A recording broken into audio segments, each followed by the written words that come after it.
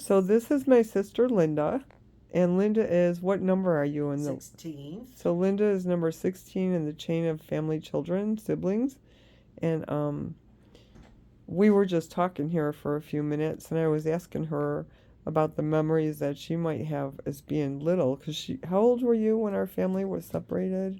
6. So Linda was 6 years old in 1959 when our family were separated. But since I never knew our mother, I never knew the household, I didn't know anything really till I was 34. I was just asking her what kind of memories she has of those years before that separation of our mother and the situations there. So do you have anything you can tell us? Well, I remember her mother always carrying a baby on her hip. That's a nice memory. Also, remember that because of having a lot of siblings, I looked up to one of my sisters that I basically attached myself to and loved very much. That would be Emily. Oh yeah, Emily. And Emily. I even loved the way she wore her hair. And I always wanted to imitate that, but I couldn't because of being raised in a foster family. But it was a hairstyle I never gave up. Yeah. So, Yeah. is that the hairstyle that you have today? No, no, No. no. Okay. It was like a bob. It was, or a little page, you know. So Good what else? morning, Oh, good Bobby. morning, Bobby. Yep, good morning. So what else do you recall? Like anything good? Any? um, Do you remember our mother singing our "You Are My Sunshine" to the kids? oh, of course. Oh, yeah. That's something is a given. We all sang that song, and I don't remember it per se what she was singing, but I know the music and I learned it and stuff like that, But do you and remember her doing it was that? just subconsciously with me. So do you have a vague memory of her doing that at all? No, No. no, Hmm. but I. It's just a forgotten memory, but it was instilled in me because I would always sing it growing, up, and it was just one of those things that And so do you recall like our mother's voice? Like, did she have an accent? Was it deep? Was it high? Was it medium? Was it? no, except for I can tell you that it was a firm voice and it was a strict voice. Like two things that she emphasized in our family she would not tolerate would be not lying or stealing. And if you got caught doing that, she would take a switch from off of a tree and she would use it, and make those kids, You mean like a branch off of a tree? yeah, just, the thin willow tree type of twig or whatever you want. Not a twig, but Yeah, just enough to just scare the you. leaves. So Anyway. do you remember the sleeping arrangements? Do you remember? Okay, Because that had to be interesting. well, we slept like in a big bed. If, I don't know how many big beds there were, but we slept in a big bed and we would go head to toe to head and stuff like that, alternate. And a lot of the kids slept on the floor. And I only remember that because it was when we moved into our last home, and I was young, so it was like, where do you put everybody? But we Yeah. weren't organized yet in that home. Um, let's see what else. Oh, the most beautiful memory that I have of our mother was that she would take the children at nighttime and she would put a chair up to the wall where there was a hanging picture, a lit up picture of Jesus. She would stand each one of us in a file next to this chair, and we would take turns getting up on that picture and praying to Jesus. That's so sweet. That was the most beautiful memory of my mother. So did you have to do that like every night before bed, I or? can't recall details like that. I Yeah. just remember settings, Yeah. once in a while. Um, uh, let's see. Uh, really, at that point, I don't have a lot of memories. Well, you just shared a ton of them, Yeah, so I think that's great. yeah. So then, I do remember stories that I've heard, that she wouldn't let anybody take advantage or hurt her kids. She would yeah, I heard always that too. stand up against, anybody. And she wouldn't let other people discipline her kids. She loved her kids very much and took care of them and disciplined them.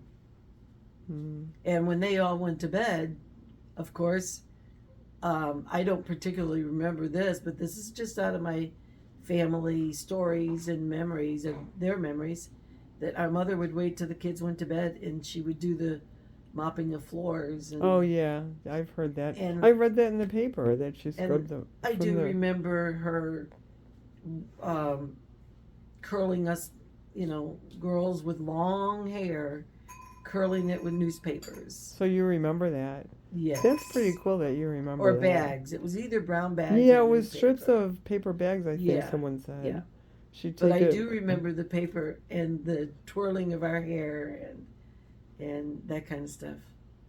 And one other beautiful thing, our mother insisted that we got to church and we would go to church.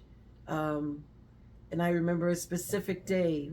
I was probably 4 years old or so, and they wanted me to go into the nursery. And my sister Barbara was in a bigger class, older class, and I would not go into the doorway of that nursery room. It took several adults to try to get me to go into that room. Aw. And finally, I mean, I told her and I cried. Because you weren't with I Bobby. wasn't with Bobby. I wanted to go into her classroom because they got to have cartons of milk. So that's why you were I mean, that's thirsty. what I remember. But it could have been because I just wanted my sister. I'm not sure. But combination reason probably. But they couldn't get me in that nursery room. I was down on the floor kicking and fighting and that kind of stuff. So I loved, my sister and I wanted to be with my family. Mm. Then our mother sent us also to Bible camp, and um, she wanted us to learn. It was at the Moody Bible Institute and the camp from there. Right. Um, And then later, you ended up with Oliver after our family was split up for a while, right? no, I was first put in the first foster home with Barbara. Oh, Bobby, yeah. Yeah, about 9 months in with a family named William Vanderbilt, and I don't know the mother's name. Was it Vanderbilt or Vanderbilt? I really couldn't tell you. I wonder if it was Vanderbilt. I don't have that information. All I do is from memory, the best I can. And then, so then when you got older, so you were in a foster home with. I remember your mother. I met her, your foster mom. Yes, that was my second foster mother. And then you decided to turn to the Mormon faith later. Oh, you're jumping way ahead. Yeah, I'm getting ahead of it. Okay, let me share with you a little bit more. Uh, the first foster home was probably about 9 months. And when they informed us, Barbara and I, that we would be changing homes, I was so upset because I loved them very much. I was so upset that I said, and my experience was that the police would take me and transfer me. And I said, I'm going to bite that policeman in the leg. Aw. I was so upset. Well, you were just a little kid. And when I left, Barbara didn't go with me. She went into a different vehicle. And the sisters that were with me, and we picked up Oliver along the way, but the twins were with me, and niece and Annette. Yeah. And like I said, then we picked up Oliver, because Oliver went with me to the second foster home. And then how long did you and Oliver stay together? We were together for about 3 years, That's a long time. Eh, just 3 years. But it wasn't long compared to how many years I had there without any siblings. Yeah. Because after Oliver left, um, because my parents felt that they couldn't help Oliver, he had some real issues, and um, he was a fire starter. Yeah. Um, Poor and Oliver. He was messed up. he, But he missed our mother terribly. yeah. He was 5 when our mother died, Yeah. I know and my he was parents. the boy, the only boy, Well, before and after him. well, there was Roger. Yeah, but that he was like, He was Roger was four. 16 He or was so. 14. Was he 14? Yeah. Oliver was 5.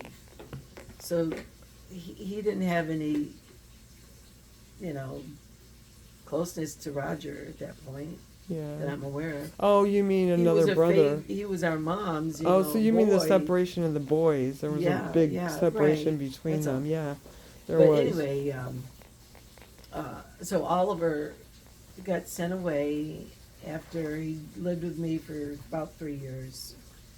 And then I didn't live with any other siblings until I was in 4th grade, which I would have been around 10, 11, somewhere around there maybe. And so I was around 9 when he left. So in a few years after that, my foster mom was asked if she could help Emily during transfers of one foster home to a girls' school, which was going to be out of state in Pennsylvania, I believe.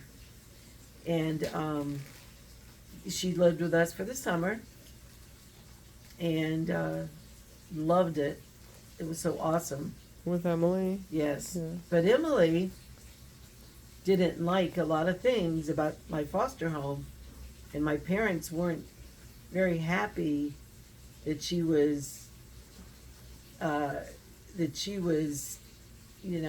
telling me things to stand up for myself and Oh, yeah. stuff like Oh, that. against the foster parents? Yeah.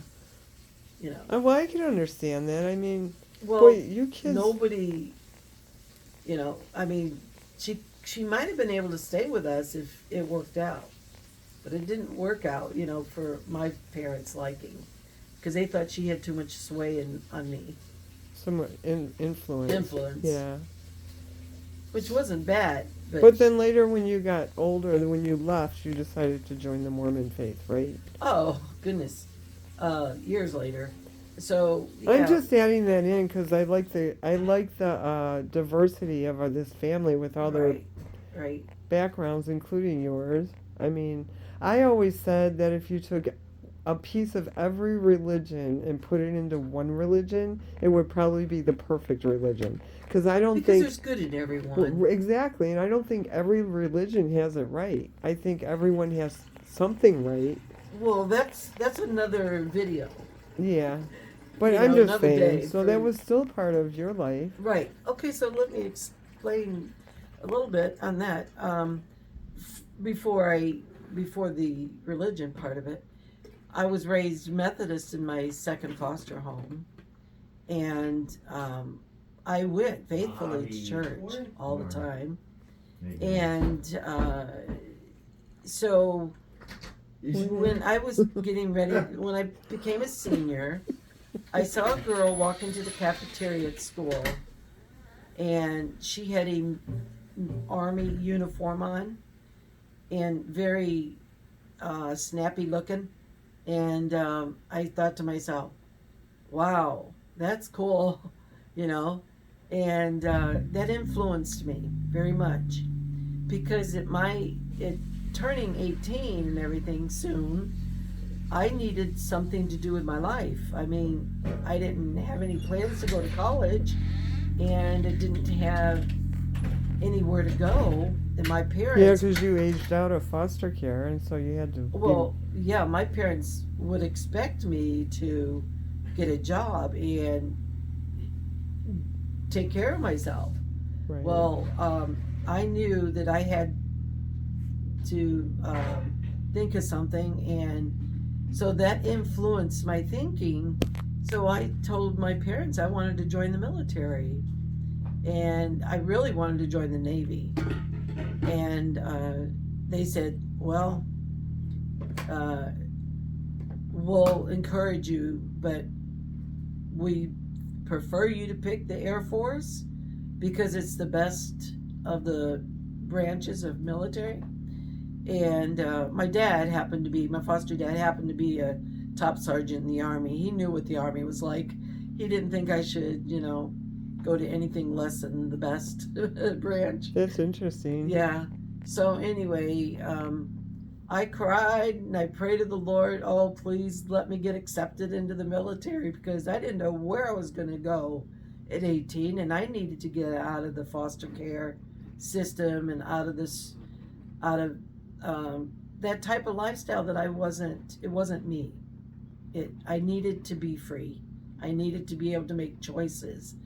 And I was raised in a very strict foster home, and one that was very difficult to be myself.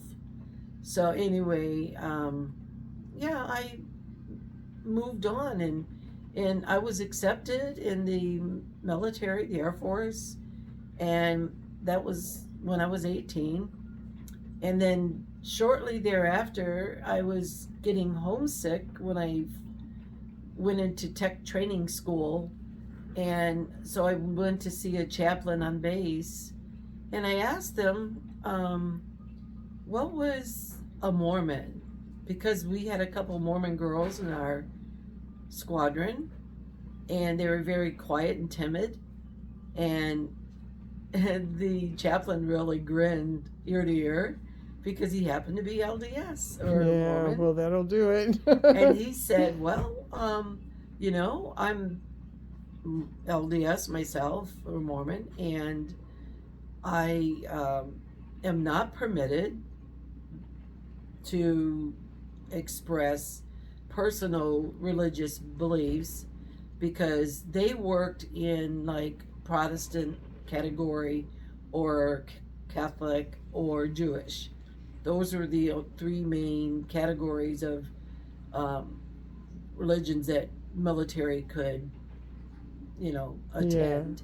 So he said, but I know some missionaries that you could talk talk to to. them and they'll happy to answer any of your questions. So I met with them, and 3 weeks later, I decided that was what I wanted to do and join the church.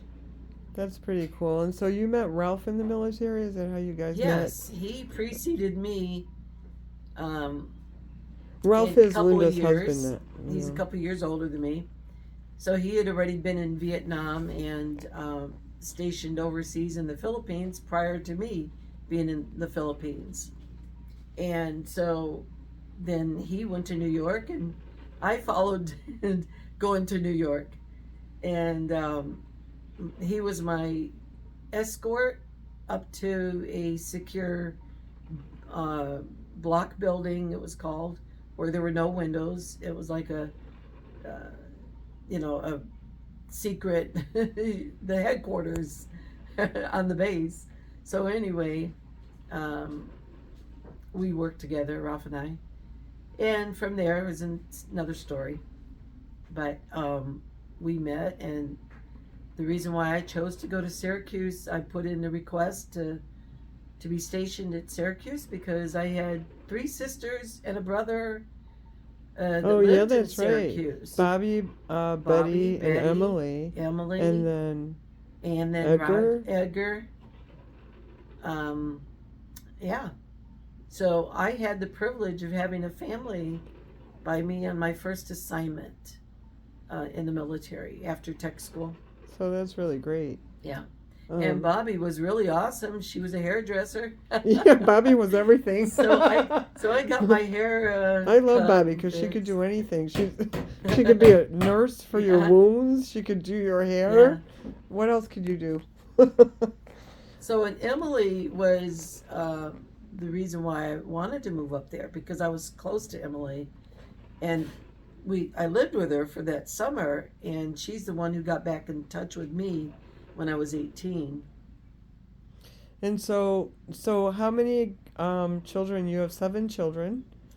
Yes, 7 children, and I honestly have to count to be able to remember. I can't remember if it's 27 or 37 grandchildren. I think it's 37 I, because I think it's 30 or Ralph's always putting 27. that I'm out pretty there. sure. 27? But anyway, Okay, well you have 27 or 37 grandchildren. okay, And how many great? you can cut this off, and I could.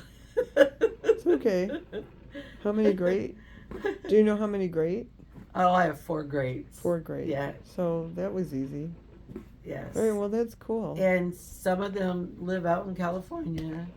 And Linda's been all over the place because well she was in Alaska. That's where she met our sister and niece, right? Or Yes. Oh, that's a story. Oh my goodness. yeah. So it all actually began back when we were given the phone number of a neighbor in Chicago. Lena, that's the Lena same lady. Williamson. That's the same lady whose kids I got the videotape from Right. of our So family she back was in the key 1958. to our family staying together to some degree. She had told us to never forget the number, and I wasn't one of them to remember the number. The older girls, Yeah. Emily in particular, maybe Bobby, I'm not sure she remembered the number, but there were some kids that were told to never forget that and to always get in touch with her if they wanted to get in touch with the other kids. So that number, then when I got back in touch with Emily after I turned 18, and I knew I would be traveling around the world, I asked her to give me Lena's phone number and address. And then I don't think we mentioned it, but Lena lived across the street from us. Right, it was Marie's best friend. Before we were separated, yes, and Marie's Yes, best friend. yes. So she was around Marie's age, Yeah, probably. she was about, I think, a But couple anyway, years older. So I was, or let's see, I wasn't in the military any longer, but my husband was military, and he was reassigned to Alaska. And so we were going to be coming from Delaware to go up to Alaska, and we were going to pass through Chicago. So I wrote a letter to Lena Williamson and told her I would like to meet her, and as I passed through on my way to Alaska. So she wrote back to me, and then from there, before I had the chance to, let's see, I don't remember if I lost contact with her number or not. I can't remember honestly. But I did write her a letter. So she had a letter with my new address up in Alaska on it. Oh yeah. So I just sent her my address, and so I knew I was moving. So I put it on my envelope as a return address. So anyway, there was a time when a niece and her family, Art and her 2 children, Chrissy and I have to think of his name. I can't even think of Chrissy's brother's name, Larry. Oh yeah, Larry. Because that's right. he was named after her husband. Mm-hmm. So anyway, they were going up to Chicago for her to settle some business about her previous marriage, divorce or something. So she went to see Lena while she was up there in Chicago, and she asked Lena if there was any family members that had contacted her, and she says, "Wait a minute, yes, one of your sisters." And she went to look for the letter. She couldn't find the letter, but she kept the envelope. Oh, that's cool. And it had the address on it. You girls all right? I'm going up to the store. You want anything?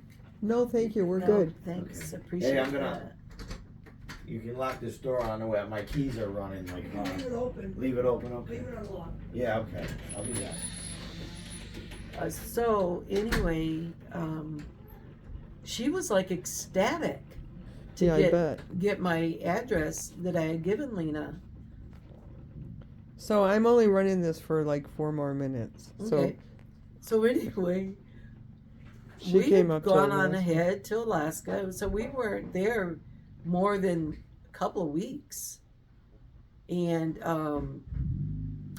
which was in the summer of '82, and so when she decided to drive on up there with her dogs, her cats, her Yeah, two she brought the whole kids. kit and caboodle. Yeah, she had at least 2 dogs and a couple of cats and a friend of theirs and A friend came with a too? friend, their best friend came with them. Oh my goodness. And they showed up at your door, And they basically. showed up at my door Jeez. while I was living in Anchorage on the air base, Elmendorf Air Force Base. And so they knocked on my door one day and she says, "Hello." I said, "Hello." She says, "Do you recognize me?" I said, "No. No clue." And she says, "I'm your sister and niece." We're way Wow. up in Alaska. And my sister's just finding us after we get up there. And I thought that was really interesting. And she told me that she had been to see Lena and that Lena gave her our address. And she figured, why not? Let's go see her. So then she ended up moving in with you guys for a little while. So she stayed with us until they found a place. Yeah. Yes, 2 It's, months. I know it took a while. Well, I'm going to let this go because it's Okay. almost a half an hour long, and I don't know if Bobby's going to need help over there. That's fine. There you go. But thanks for all your memories. That's awesome, Loved it. Linda. I loved it. Yeah. I love this. Thank you. Yeah.